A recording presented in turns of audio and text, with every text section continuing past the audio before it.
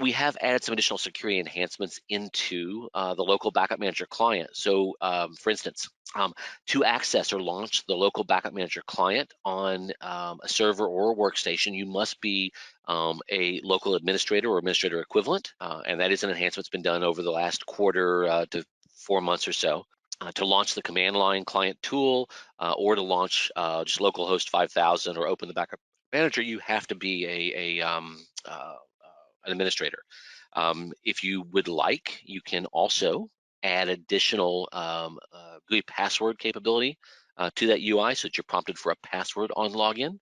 And we're trying to stay away from the need for named users and 2FA because it requires then federation of users and punching that into our database.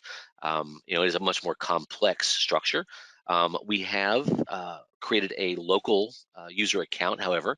So if you want to give non-administrative users access to open up backup.management, you can add the named user to the enable backup users group that now exists on the individual backup devices. That GUI password, as I mentioned, can be bulk set as a remote command from the backup.management console or from the N-central console via remote command, or in policies inside of RMM.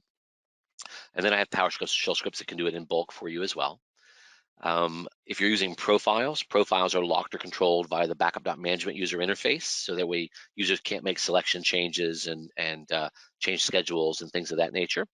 And then, of course, there's a whole set of immutability or immutability type features. And I say like or type features because everybody's definition of immutability is somewhat different. It's turned into a marketing term, if you will.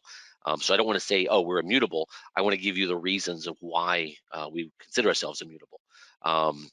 Deletion of or uninstallation of a backup client on a local machine, changing of selections, removing schedules, things of that nature on the local client have no bearing on the historical cloud sessions. If you back up a virus or you back up ransomware on the local system, it doesn't mean that it's going to damage or compromise your prior sessions.